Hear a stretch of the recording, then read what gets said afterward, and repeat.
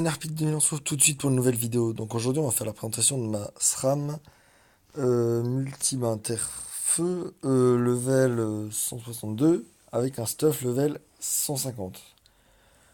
Donc voilà, donc j'ai un peu joué, donc j'ai fait quelques colis avec. C'est pour ça qu'elle a up. Donc voilà. Donc on part d'abord sur une base de Panoply Shenmue. Voilà, je montre vite fait les items. On est sur du G parfait quasiment partout, hormis le soin, la prospection et les coups critiques. Voilà. On a mis max raise. En gros, c'est ça, avec des over vita, bien sûr. Hop, clac. Hop, on a le Jano, PA Vita, amulette. Voilà, on a mis une hache du guerrier Zot pour le PA. Donc avec un petit over vita, bien sûr. Voilà, avec le deux fusées de glace, le Dolmanax, le DDG, le savant majeur, le puissant, le robuste majeur et le robuste normal. On pourrait mettre un puissant à la place, mais au final, pour les Kamatsaku, je préfère encore mettre un robuste. Donc, au niveau des stats, ça nous rend, on est à 3000 points de vie environ, en 11-6 avec 1600 initiatives, 2 de PO, donc ça c'est limite. Avec voilà, la vitalité, de la sagesse. On a par choix un peu en sagesse pour. Voilà, donc je vous montre vite fait. Donc j'ai par chaud Intel Force, je suis en train de monter la force, et un peu sagesse pour pouvoir mettre la hache du guerrier Zot. Je vous montre vite fait les stats. On est à 25 esquive PAPM, on a coup critique en négatif, la fuite assez faible. On est à 68 dommages dans tous les éléments, avec 170 de puissance, disant ça nous fait environ 700 de puissance, il me semble. C'est ça, ouais, ça nous fait environ quasiment 700 force et intel. C'est pas mal avec des restes qui sont corrects. On a 12% neutre, 17 terre, 17 feu, 6% eau, 6% air. Donc voilà, donc on va tout de suite vous montrer ça au putsch. Donc c'est un SRAM, une SRAM réseau. Alors hop, je vous montrer tout de suite. On va faire un petit réseau. On va essayer de faire un T3. Clac. Ouais, comme ça. Hop, hop. Je fais mon petit réseau tranquille.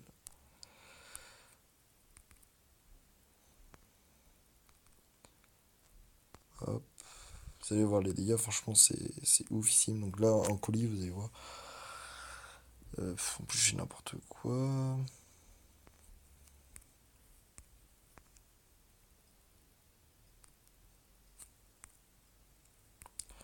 Hop, on peut mettre ça ici, voilà.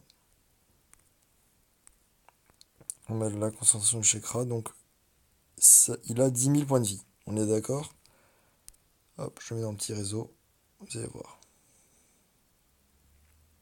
On est sur un T3 et on lui a mis du quasiment 3500. Donc voilà, donc pour montrer les dégâts plus facilement, donc on a le repérage. Feu qui tape quand même assez fort, l'attaque mortelle. Il tape aussi fort le coup sur moi.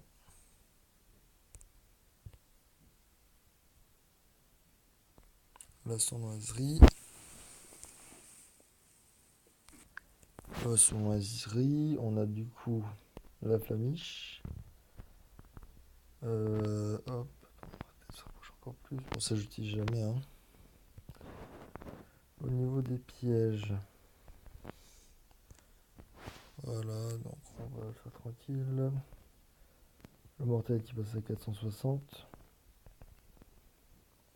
Le petit piège de PA qui passe quand même à 210. Piège de masse.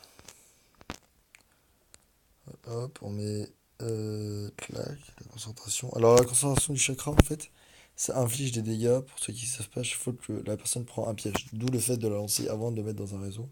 Ça met quand même 20 dégâts feu. Donc hop. par piège en fait. Alors, le piège de match, c'est du 222. Et la console des chakras qui met du 231 par piège déclenché. Donc c'est plutôt assez intéressant. Le coup de cac, alors on va mettre l'azote. Bon, c'est pas forcément très utile hein, en Coliseum. Je vous rassure, bon, la maîtrise d'armes même pas montée. Euh, voilà. Alors un tour lambda Rox. Si par exemple vous voulez Roxer quelqu'un, on met le mortel devant. On lâche un repérage. Et une attaque mortelle, donc on arrive à quasiment du 1500 le tour, donc c'est plutôt assez intéressant. On rox plus hors vie bien sûr. Et donc voilà. J'espère que cette vidéo vous aura plu. Ah oui, pardon, pour les sorts, ceux que j'ai montés. Donc on a Flamiche, c'est toujours pratique quand on a 2 PA, piège de masse, piège répulsif, invisibilité, piège sur la concentration de chakra, le mortel bien sûr, l'attaque mortelle, le repérage, l'invisibilité d'autrui, voilà, tous les sorts terre. On pourrait monter la poisse, choix assez intéressant. Voilà, moi je joue pas tellement double parce que je n'aime pas, on pourrait monter aussi le fourvoiement. Tiens, je vous ai pas montré le fourvoiement. Du coup, fourvoiement, il a cette manie.